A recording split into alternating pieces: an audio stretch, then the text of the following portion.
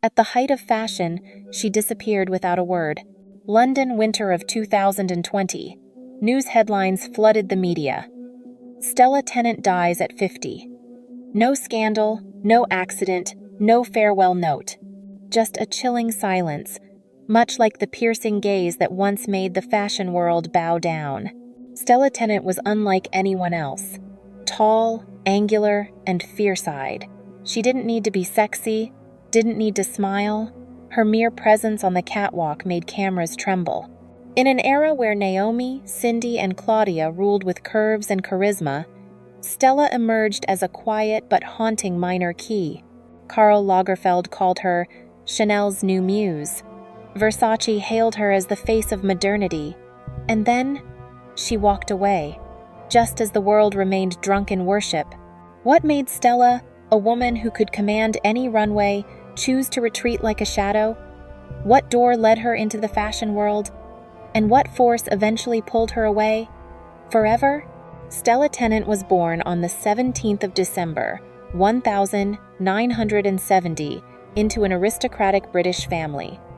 Her mother, Lady Emma, was the daughter of the Duke of Devonshire, and her father was the architect Tobias Tennant. From the moment she was born, Stella belonged to a world most of us only read about in Jane Austen novels: grand estates, manicured gardens, and perfectly polite tea parties. But behind the polished facade was a soul that questioned everything, quiet, skeptical, and strangely distant. From an early age, Stella stood apart from other children of the upper class. She disliked dresses, had no interest in social niceties. She would spend hours playing alone in the garden or tinkering with her mother's old camera. Within the family, she was the odd one, quiet, sharp, and a little cold. Though she was never deprived of anything, Stella often felt like a misfit in a world defined by rules and appearances. Her childhood was deeply rooted in the wild, lonely landscape of the Scottish borders. There, she grew up among howling winds, bare hills, and freezing winters. That solitude, and the feeling of being detached from the proper society, forged in her a singular energy, fierce yet mysterious, intelligent yet untamed. Her parents, though not strict, hoped she would follow a respectable path, perhaps in architecture, the arts, or academia. But Stella carried something different in her blood: a quiet rebellion, an uncontainable sense of freedom. She once said in an interview, "I never wanted to become someone else just to please others. I always wanted to stay true to myself, even if that made me stand out."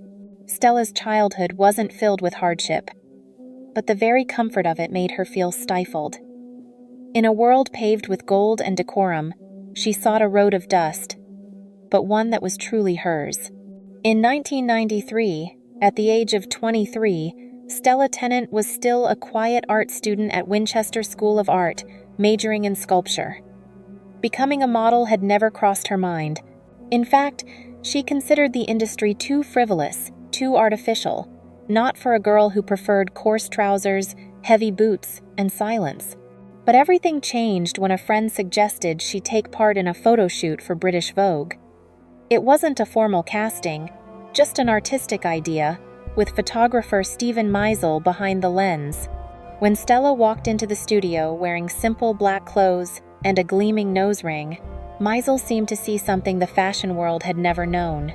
In an industry overwhelmed by idealized supermodels, blonde hair, tanned skin, radiant smiles, Stella was a rejection, cold, edgy, unapologetic, and that made her unforgettable. Meisel didn't shoot her as a beauty, but as a visual statement, conceptual, defiant, powerful.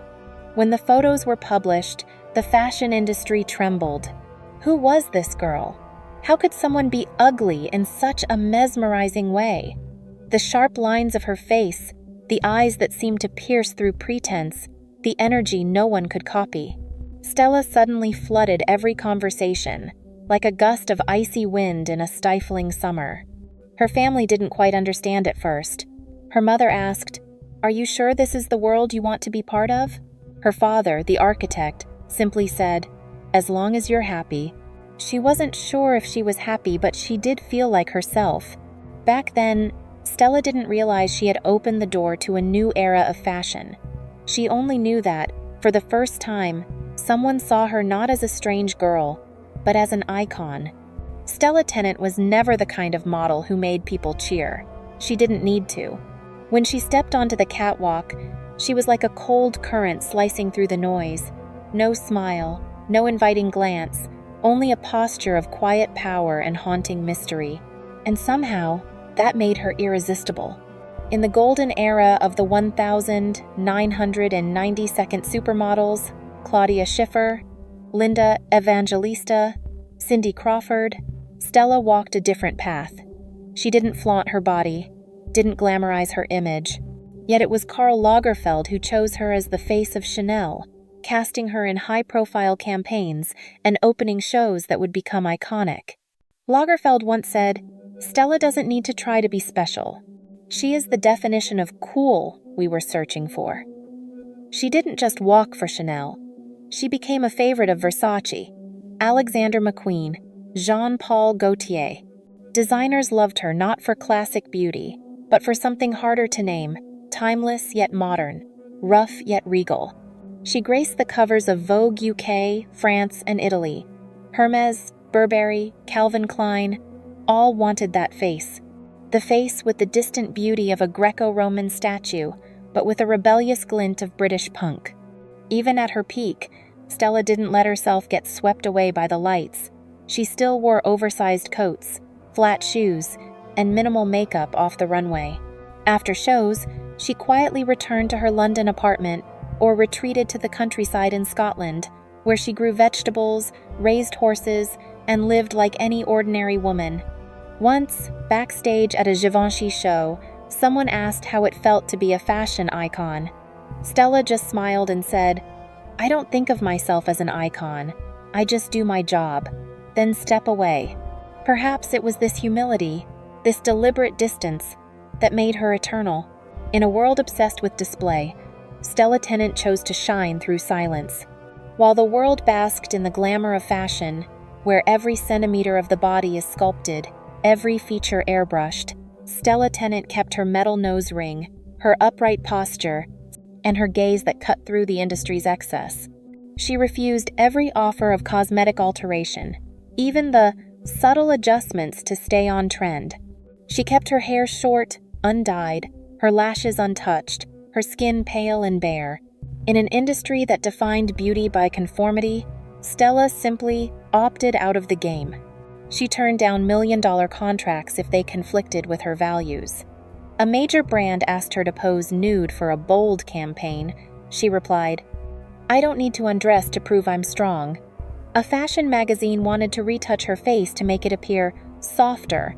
Stella refused to allow the images to be published. In a talk show interview, she once said, "I'm not modeling to become a role model for women. I just want them to know they don't need to look like anyone, not even me." Choices like that didn't always make her the most booked, but they made her a beacon for anyone who dared to walk their own path. Future models like Androgynous, Erin O'Connor, and Kristen McMenemy all saw Stella as the one who opened the way. Even after she stepped back from the runway, she became an advocate for sustainable fashion, speaking out against waste, supporting reuse and recycling. Not many models dare challenge the very machine that feeds them. But Stella did. When asked in an interview, "What have you sacrificed for modeling?" she replied, "I don't feel I've sacrificed anything, because I never lost myself." That perhaps is what made her unforgettable. Not the Chanel runways or the Vogue covers, but the courage to say no to what others would consider life-changing offers, just to remain true. On the 22nd of December, 2020, just 5 days after her 50th birthday, Stella Tennant was found dead at her home in Dun, Scotland. No warning, no cryptic post, no poetic goodbye. She left in complete silence, exactly as she had lived. No fuss, no spectacle, no need to explain. Her family released a brief statement. "Stella is no longer with us.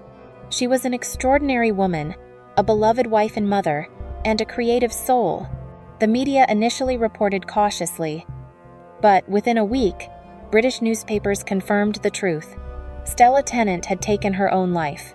Her family later acknowledged it, expressing hope that her story would help raise awareness about mental health, especially in industries that appear glamorous but are steeped in pressure.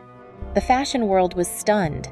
No one imagined that the woman who had once strode confidently down hundreds of runways, who had stood firm against beauty standards, had also carried a weight too heavy to bear.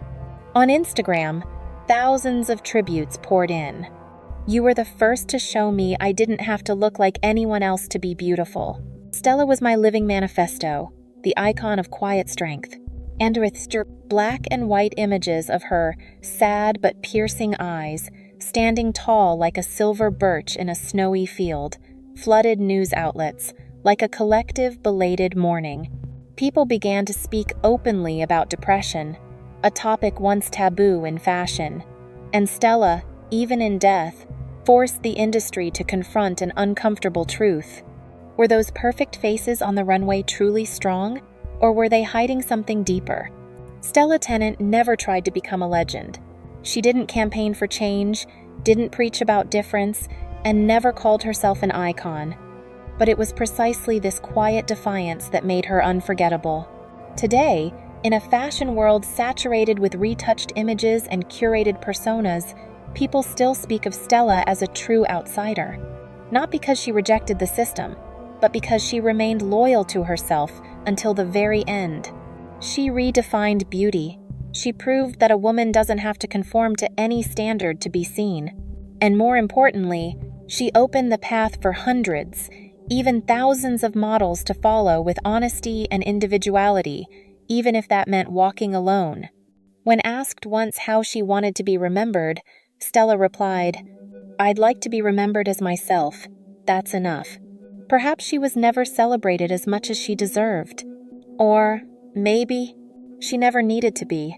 And perhaps, like a whisper in the cold Scottish night, we're left wondering, if Stella Tennant were to begin her career today, would the world be ready to receive her?